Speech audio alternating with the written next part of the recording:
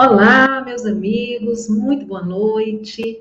É uma alegria estarmos juntos mais uma vez aqui nos canais do CERJ, o nosso Conselho Espírita do Estado do Rio de Janeiro, nesta noite em que refletiremos sobre uma obra que é muito querida ao meu coração e eu tenho certeza que é muito querida ao coração de todos os espíritas que já puderam conhecê-la, estudando, seja lendo o livro, em grupos de estudos, seja acompanhando a radionovela, que também existe, está à disposição e é belíssima, que é Memórias de um Suicida.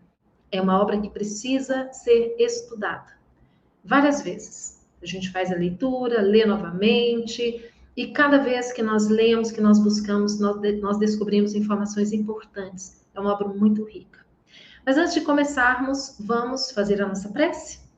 Queremos então convidar a todos para que possamos, com os nossos pensamentos em Deus, agradecê-lo pela oportunidade da vida, agradecer por esta reencarnação, pelas experiências de aprendizado que a vida nos oferece.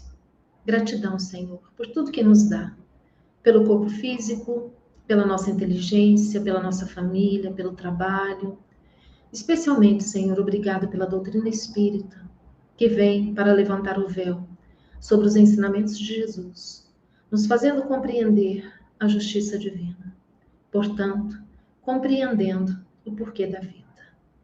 Pedimos a sua permissão, o amparo e a presença para iniciarmos o estudo dessa noite. Que assim seja. Bom, boa noite aqui ao Celso, que já chegou, a Tereza, a Eunice. Gente, uma alegria, viu? Estarmos juntos aqui. E nós começamos, então, esse mês de setembro com essa campanha do Setembro Amarelo. Então, com certeza, né, nós já começamos a receber as mensagens, as postagens, tudo que se refere a esse mês que nós dedicamos à prevenção ao suicídio. Isso é muito importante, porque quando nós vamos pesquisar sobre o tema, nós descobrimos na literatura que existe a respeito de que a cada 40 segundos uma pessoa comete suicídio no mundo. É incrível isso, não é?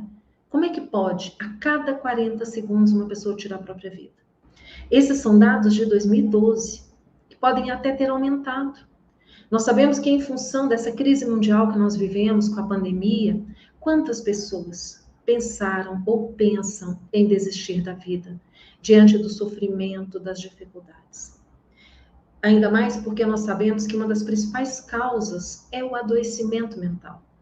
Mais de 90% das pessoas que cometem o suicídio ou que tentam, elas estão acometidas por algum tipo de transtorno mental. Seja uma depressão, uma síndrome do pânico, um transtorno bipolar ou outras enfermidades da mente, que podem levar a pessoa a não encontrar saída e a não conseguir conviver com aquela dor intensa que ela sente. Então, na verdade, não é querer morrer, é querer fugir da dor. E existem formas de nós ajudarmos, de nós darmos o suporte para essa pessoa, encaminhando para os tratamentos adequados, com os médicos psiquiatras, com o acompanhamento do psicólogo, com o tratamento espiritual na casa espírita. Se a pessoa não for espírita, que ela busque o amparo na religião dela. E nós, como amigos, estando ali dando suporte, ouvindo a pessoa, compreendendo e acolhendo a dor dessa pessoa. Isso é muito importante. Mas falando de Memórias de um Suicida, eu me recordo que eu me tornei espírita na década de 90, em 1990 especificamente, porque não encontrava as respostas, né, na minha antiga religião, fiquei um tempo ali buscando, até que o espiritismo chegou na minha vida, graças a Deus, porque ele realmente foi um divisor na minha vida. E quando nós começamos, então, estudando, lendo as obras, aquela ansiedade por conhecer, por aprender mais, alguém me disse: Memórias de um Suicida é um livro muito pesado. Não leia agora, deixe isso para depois. E eu fiquei muitos anos sem lembrar de Memórias de um Suicida. Eu tinha até um certo receio de ler o livro. Até que, numa determinada ocasião, a convite de um amigo para fazer um trabalho sobre o livro, eu me dediquei a estudá-lo. E eu descobri um dos livros mais consoladores que existem hoje disponíveis da literatura espírita. Porque é uma obra que nos mostra, sim, as consequências do suicídio, que começa com o desapontamento daquele que imaginava que, tirando a vida do corpo, encontraria o nada, que seria o fim de tudo. E se descobre continuando a viver. Se percebe vivo, continua com aqueles problemas acrescidos de outras perturbações causadas por aquele ato impensado. Então, a primeira parte do livro, sim, ela impressiona, porque mostra a perturbação natural em que o espírito passa quando ele opta por essa saída. Mas depois desse primeiro momento, daqueles primeiros capítulos em que nós vemos, né, esta dura realidade em que o suicida se coloca voluntariamente, nós observamos a misericórdia divina. O quanto Deus é um Pai de amor e bondade. O quanto aquilo que Jesus nos falou como sendo bom pastor, que não quer que nenhuma das ovelhas do rebanho se percam, nós vemos essa realidade em Memórias de um Suicida. Porque ninguém está abandonado. Não existem penas eternas. Não existe sofrimento que dure para sempre. Então, o acolhimento que esses espíritos recebem é algo lindo. A oportunidade do aprendizado, do refazimento e do planejamento de uma nova reencarnação para resgatar os débitos do passado. Mas antes de nós começarmos a falar mais sobre o livro, eu quero comentar com vocês uma dessas postagens e mensagens que chegaram para mim hoje, justamente a respeito de Memórias de um Suicida. E é um fato que muitos de nós conhecemos, mas outros não. Então, conta-se que Memórias de um Suicida foi escrito em 1926. Foi quando Ivone começou, né, a receber as mensagens daquele espírito que já estava ali com ela, que ela o chamou de Camilo Cândido Botelho, mas que na verdade é o espírito Camilo Castelo Branco, um escritor português muito renomado, que cometeu suicídio. Então ela recebeu esse livro em 1926 e na década de 40, Ivone Pereira levou os manuscritos para a FEB, a Federação Espírita Brasileira, naquela época com a sede ainda no Rio de Janeiro. Continua hoje, né, com a sede histórica no Rio de Janeiro, mas a sede oficial hoje é em Brasília. Na ocasião foi-lhe dito: aqui só entra livro de Chico Xavier. Na verdade, disseram a ela: olha, a gente aqui publica livros de Chico Xavier, porque Chico Xavier já tinha conquistado, já tinha conseguido um respeito, né? Já se conhecia muito das obras, Nosso Lar e outros. E ela então, aquela jovem, né, simples, ela, moça muito simples e humilde, achou aquilo muito grave e voltou para sua casa. Diante da sua pobreza, pensou que não tinha nenhum de guardar aquele volume de páginas. Pegou um fósforo e se preparou para queimá-las. Foi quando uma mão azul se materializou sobre a sua e disse aos seus ouvidos: espera, guarda-os, eles serão usados posteriormente. Em 1954, ela retornou à FEB. Gente, percebam, ó, 40, depois em 54, 14 anos depois. Ela retornou à FEB e Vantuil de Freitas, então presidente da casa, disse-lhe que os manuscritos precisavam ser datilografados, o que ela, naquele instante, não tinha condições de realizar, por não possuir a máquina de escrever. Em seguida, porém, ganhou o equipamento de seu sobrinho, de forma que pôde apresentar a obra novamente para a FEB, que a publicou em 1955, quase 30 anos após ter sido escrita. Nós sabemos também que essa obra ela teve revisão doutrinária de Leon Denis. Então, nós entendemos que tudo isso foi um processo, né? Foi um tempo que era necessário para o amadurecimento, talvez, de nós espíritas para recebermos esta obra, que hoje é considerada como sendo uma das mais importantes da literatura espírita. Nós temos notícias também de que quando Chico Xavier apresentou a primeira vez o livro Nosso Lar, ele foi taxado como um maluco, né? Pessoa que tinha muita imaginação. Então, nós ficamos imaginando todas essas informações que a obra Memórias de um Suicida nos traz, talvez, se fossem publicadas logo quando foi recebida, ela não teria tido a mesma aceitação que no momento em que aconteceu. Então, tudo acontece da forma como tem que ser, não é? Houve a revisão por parte de Leon Denis e hoje nós temos essa obra que é um verdadeiro primor. Bom, então, eu quero compartilhar com vocês aqui alguns trechos desta obra, alguns pontos de destaque, mas o que a gente quer, na verdade, é que vocês se sintam motivados a buscarem o livro para o estudo. Isso, gente, é o mais importante, fundamental. Como eu disse para vocês, Camilo e seus amigos, eles, amigos que ele fez no Vale, nesta região para onde ele foi, o Vale dos Suicidas.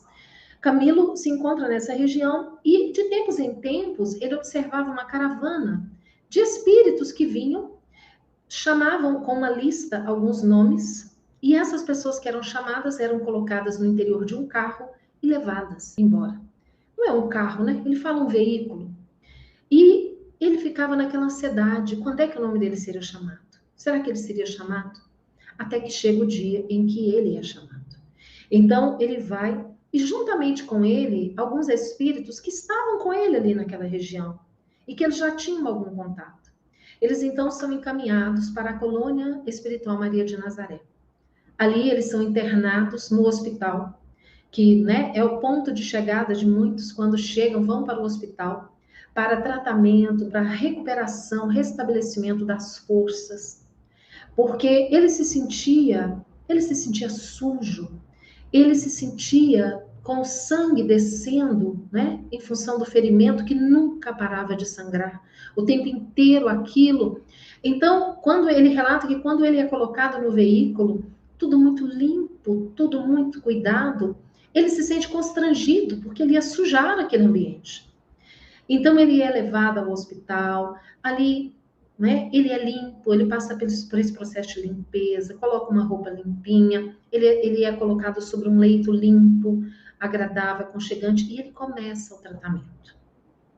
Junto a ele, esses outros espíritos que também vão para o mesmo hospital, e ali eles começam essa convivência. E cada um vai contar a sua história.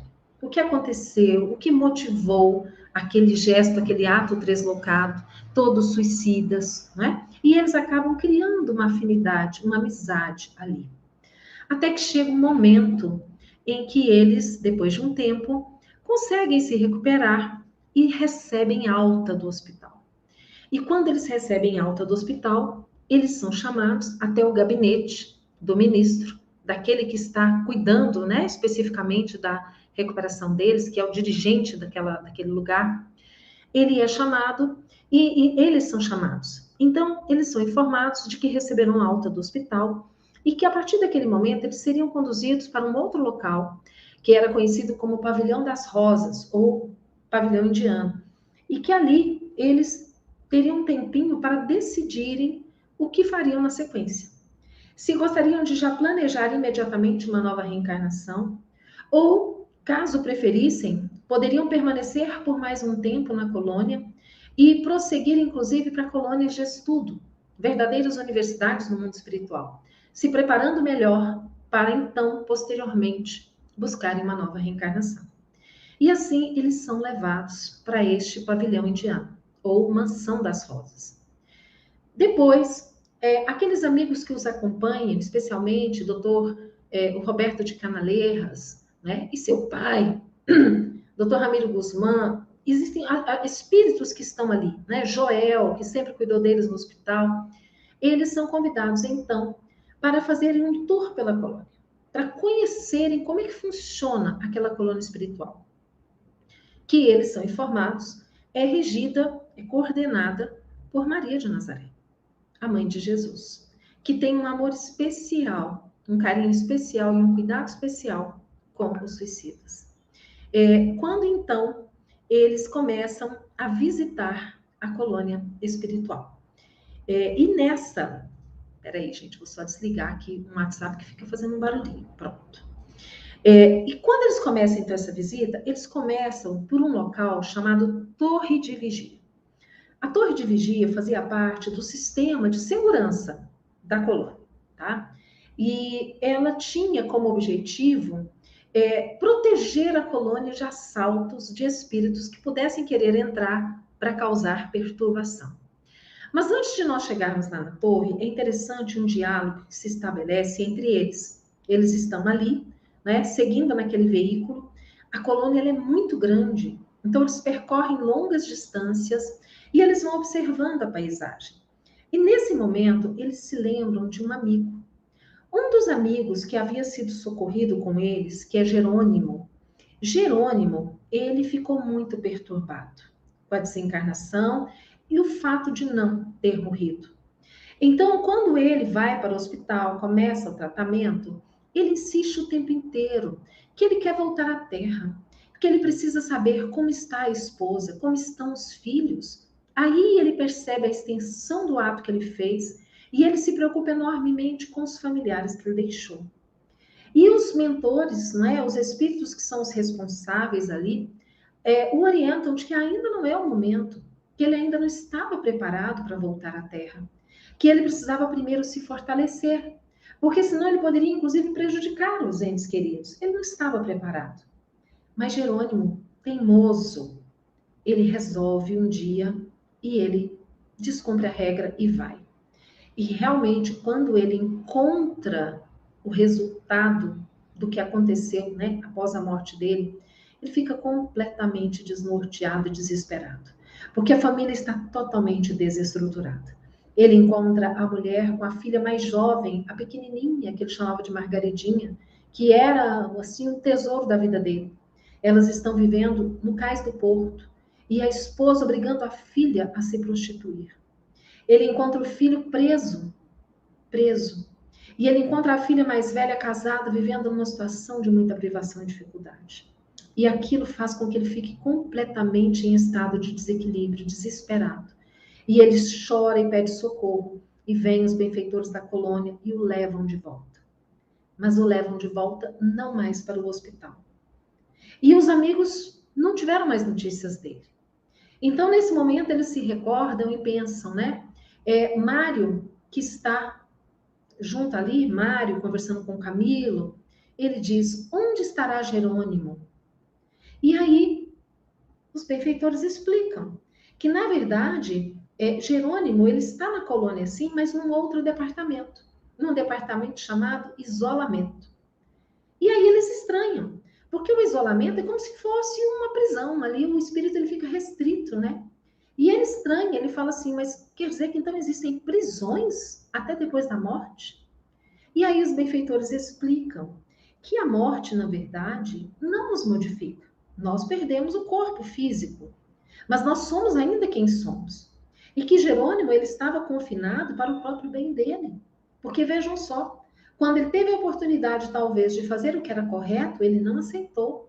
E por conta própria ele resolveu voltar para ver a família no momento que ainda não estava preparado. Então, para o próprio bem dele, ele ficou cerceado da liberdade. E então eles, né, estranham isso, mas depois compreendem. Então, quando eles chegam na torre de vigia, a informação que nós temos é assim. A torre defendia um posto avançado de vigilância contra investidas nocivas de múltiplos gêneros, visto que até as emanações mentais inferiores provindas do exterior eram ali combatidas como das piores invasões a se temerem. Gente, olha que coisa interessante. Então, todas aquelas muralhas que protegiam a cidade espiritual, aquela colônia, a torre, o trabalho desses trabalhadores tinham como objetivo não somente defender da entrada de espíritos que não deveriam entrar ali, que poderiam causar perturbações, mas também proteger contra os pensamentos nocivos. Porque os espíritos ali internados naquela colônia, eles precisavam deste ambiente harmonioso para auxiliar na sua recuperação. E aí, continuando, era uma dependência do Departamento de Vigilância, situada em zona perigosa do astral inferior, rodeada de elementos nocivos e perturbadores, sendo dever seu a estes combater, desviar, impedindo o assédio de espíritos assaltantes.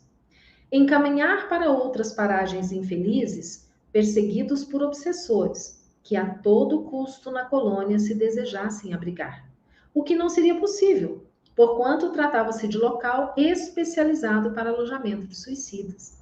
Então, mesmo que chegasse às portas da colônia um espírito em busca de socorro, fugindo muitas vezes de obsessores, esse espírito ele não poderia ser ali abrigado. Ali era uma colônia especializada em suicidas. Isso não quer dizer que esse espírito estava abandonado. Claro que não. Ele poderia ser socorrido e encaminhado para as colônias espirituais adequadas para aqueles casos. Mas então era importante que se fizesse esse trabalho. E na sequência, nós encontramos assim, Padre Anselmo, que era o dirigente da torre, que os recebeu de forma muito carinhosa, ele ele conta, né, que a torre, ela acumula afazeres, que falta trabalhadores especializados. E aí eu achei engraçado quando eu li isso, porque a gente pensa assim, né, que a pessoa, os trabalhadores acumulam afazeres, que faltam trabalhadores. Aí eu fiquei pensando, nossa, isso acontece então não é só com os encarnados, né? Porque nós espíritas também, nas nossas casas espíritas, estamos sempre comentando e reclamando o quanto nós temos a fazer e o quanto, né, seria importante mais trabalhadores, mais pessoas para ajudar. Então, lá na Colônia Maria de Nazaré, também na torre, eles tinham esse problema. Então, eles começam a visita nesse local e eles começam pelo andar superior, o último andar. E aí ele descreve assim: era um salão circular com vários gabinetes de portas envidraçadas à prova de ruídos. No primeiro gabinete existiam aparelhos que pareciam ser telescópios possantes, espécie de raio-x, capazes de perquirir os abismos do espaço infinito, assim como do mundo invisível e da Terra. Imaginem que Ivone do Amaral Pereira recebeu isso aqui na década de 20 do século passado. Nós não tínhamos ainda essas modernidades desses aparelhos que nós vamos ver relatados aqui. Isso comprova para nós que quando chega no mundo material, a invenção do mundo material, ela já foi amplamente utilizada no mundo espiritual. Por isso que o nosso mundo é uma cópia imperfeita do mundo espiritual.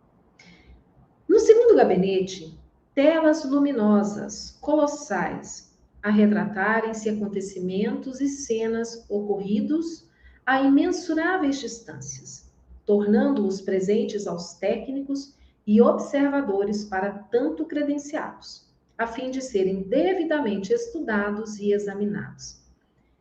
Pensem bem, década de 20 do século passado.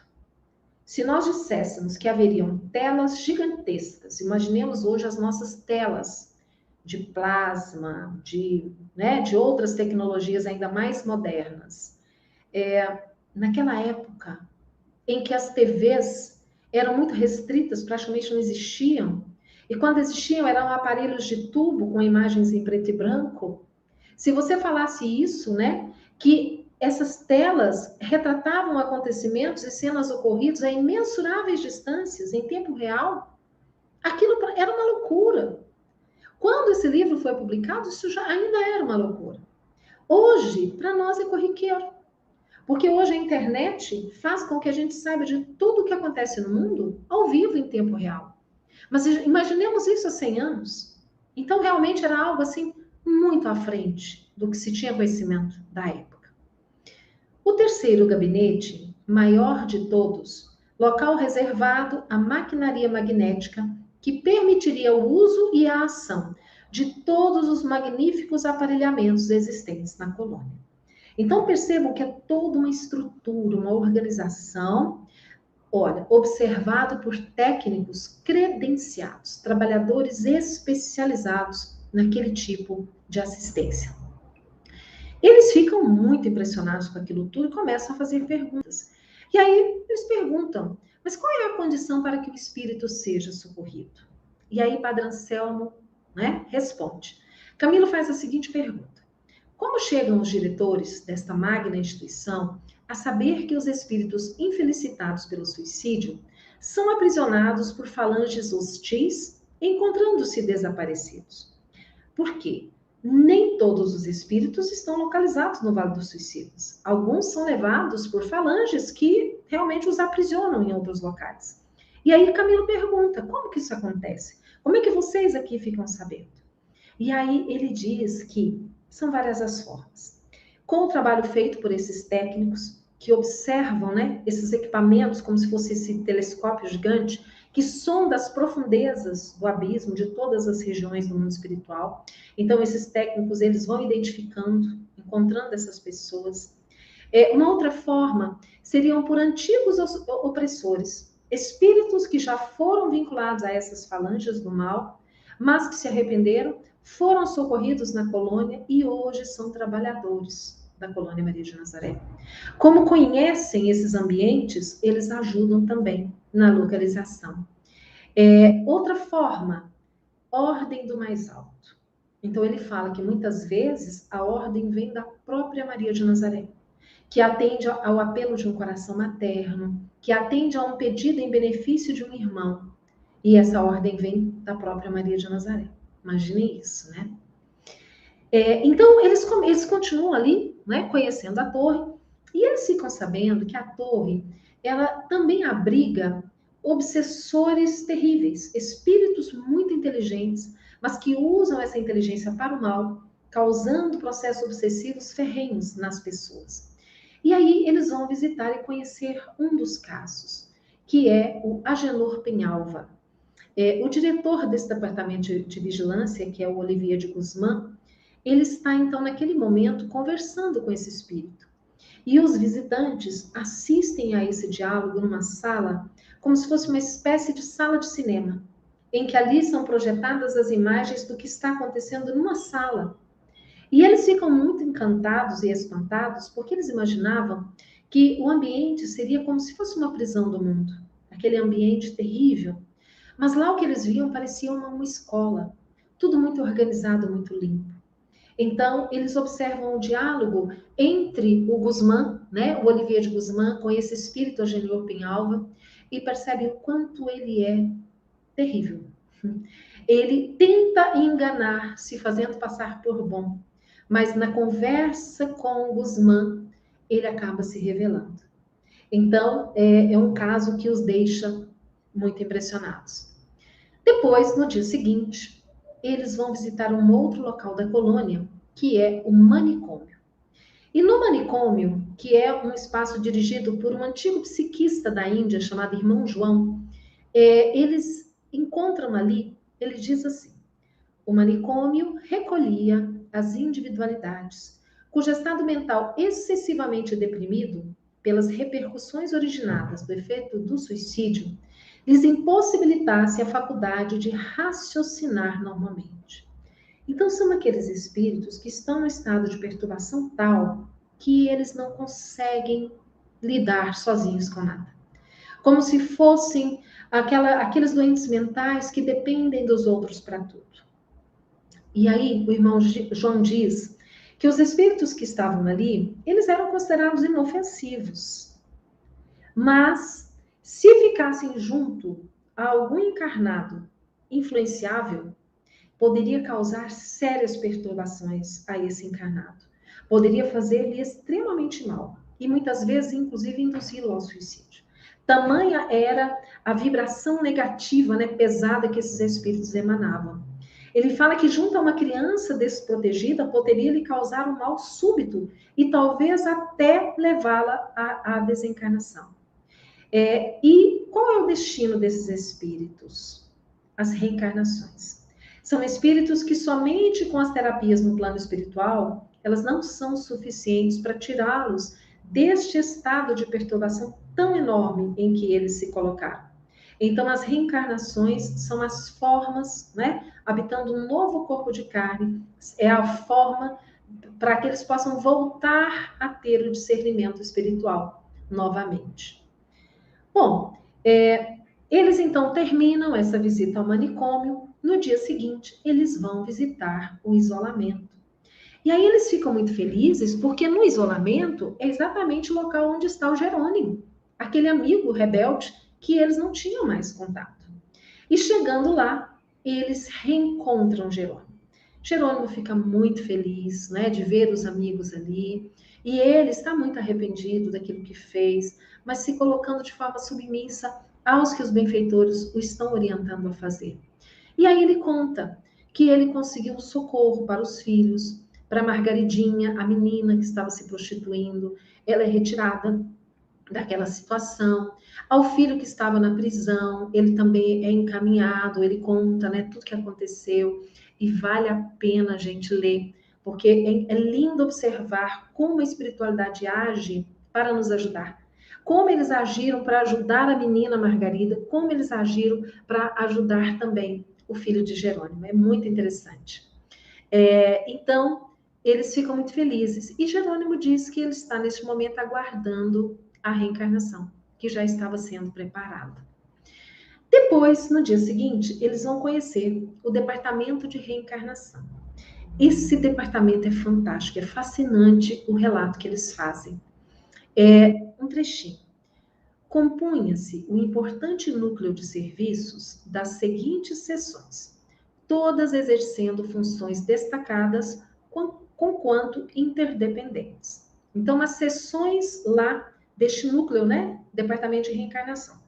Recolhimento, análise. E análise, ele diz que é um gabinete secreto, que é inacessível aos visitantes, apenas os trabalhadores entram. Programação das recapitulações.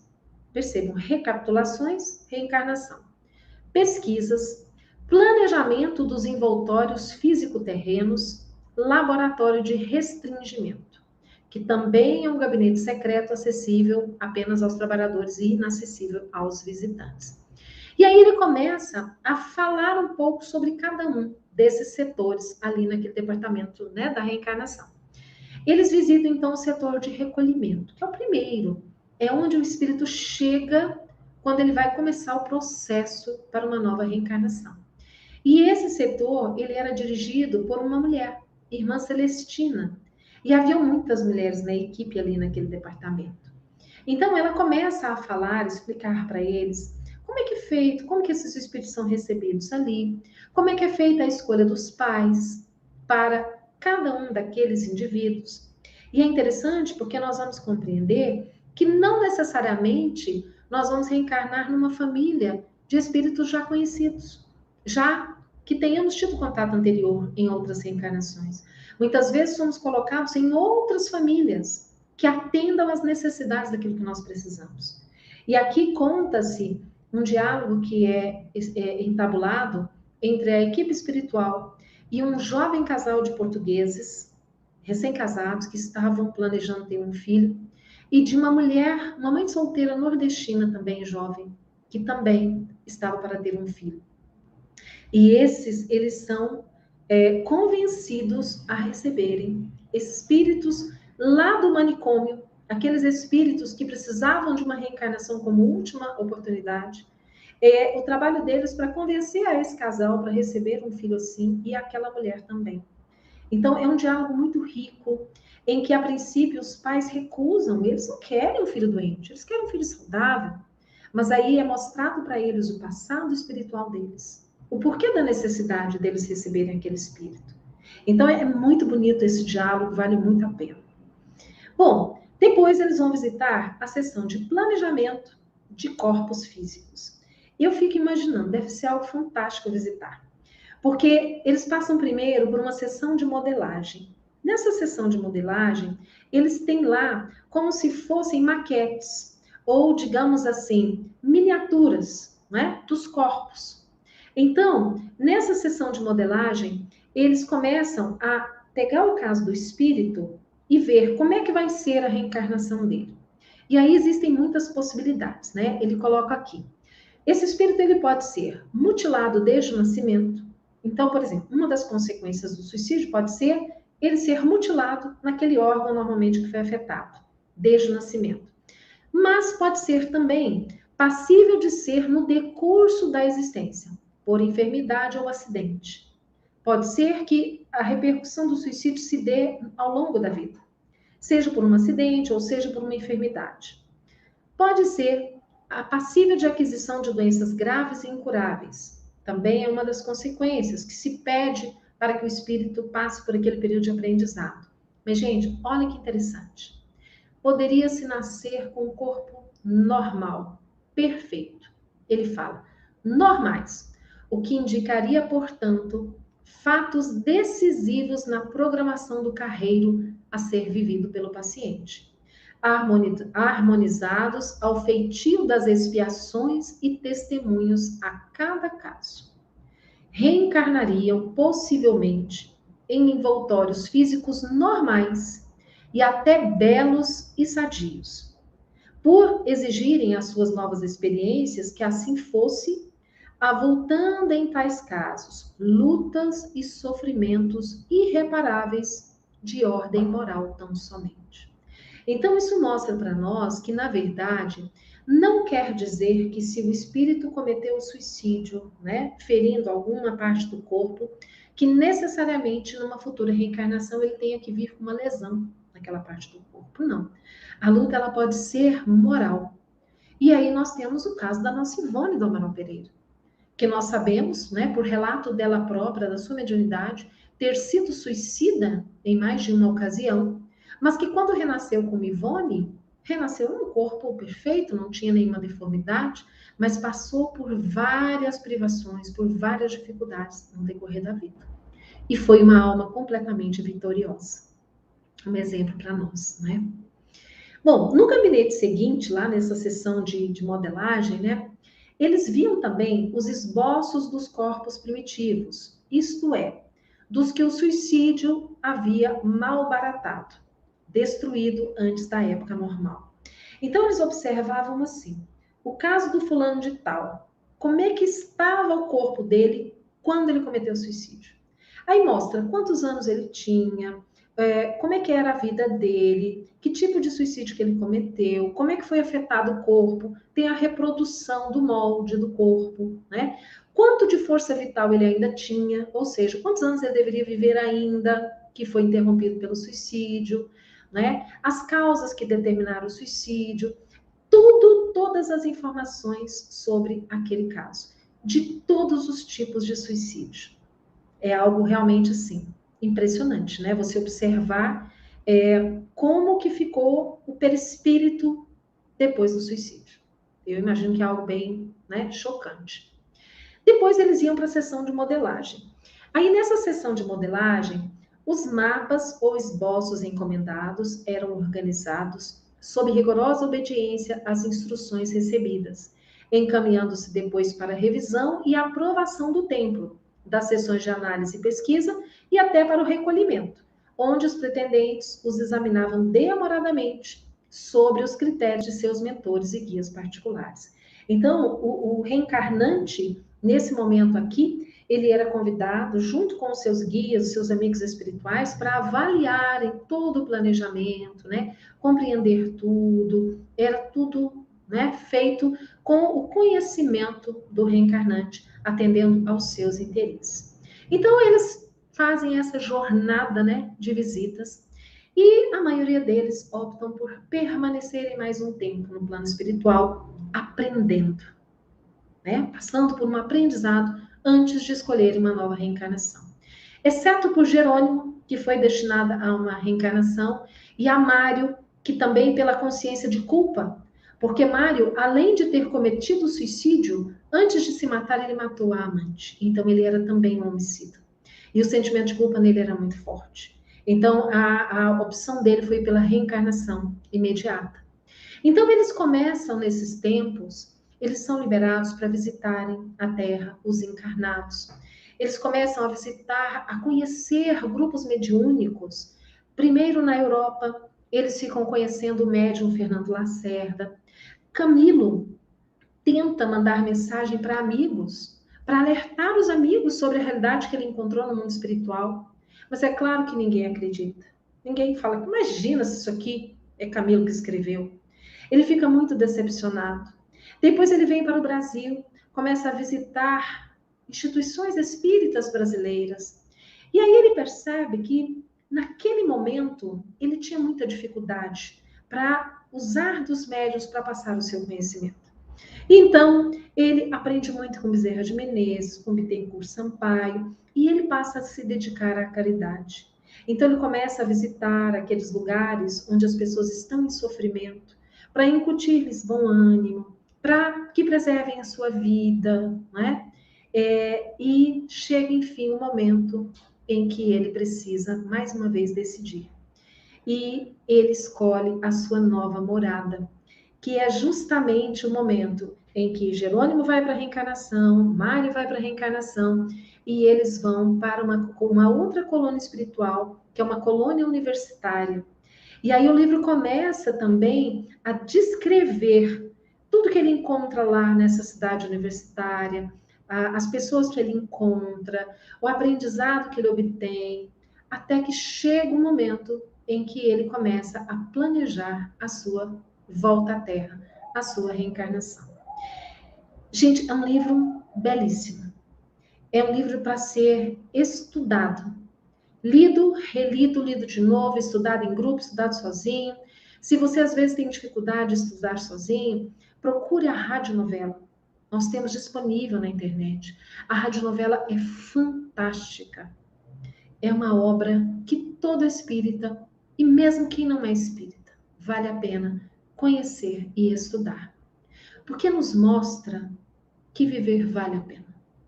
Que por mais que a vida nos apresente dificuldades, e nós sabemos que todos nós temos dificuldades, nós temos desafios, muitas vezes desafios familiares de relacionamento, desafios profissionais, desafios de toda ordem, com doenças, mesmo que a nossa vida não esteja fácil, que nós possamos agradecer a Deus por ela, porque viver ainda é e sempre será a melhor opção. Então, neste momento, eu quero agradecer mais uma vez a Soninha, a Marisa, o Paulo, a Rose, a Vera. Temos a Vera Silva, a Vera Rodrigues, a Sandra, a querida Mariene, que está aqui com a gente, a Dani. Nossa, tanta gente. Maria Zélia, a Mara, Evanilde, a Leila, minha querida Leila está aqui. Que bom, gente. Darcy, oh, querida Darcy. Tanta gente boa, gente. Obrigada, viu? Por estarmos juntos aqui nesta noite de quinta-feira. Que o Senhor da vida possa nos fortalecer para que a gente possa enfrentar todas as dificuldades, sempre tendo a certeza de que viver é a melhor opção. Mais uma vez agradecida, eu quero convidá-los para encerrarmos então a nossa atividade mais uma vez com uma prece. Que nós dissemos então, Senhor, muito obrigada. Obrigada pelas dificuldades, porque as dificuldades é que nos fazem crescer. Mas pedimos, Senhor, que esteja conosco, que nos dê sabedoria, que nos dê a melhor forma de agirmos diante dos desafios da vida. Mas que nunca percamos a esperança, Senhor. Que possamos sempre confiar que o Senhor está no comando das nossas vidas. Que o que tiver que nos acontecer, desde que nós façamos a nossa parte, no sentido de nos preservarmos, é para o nosso bem. Dá-nos, Senhor, esta inteligência, esta capacidade de fazermos sempre as melhores escolhas. Que o Senhor possa estar conosco, nos acompanhando, nos amparando e nos intuindo, hoje, amanhã e sempre. Que assim seja. Meus queridos, então, muito boa noite, fiquem com Deus e nós nos encontraremos numa próxima oportunidade. Um grande abraço para todos.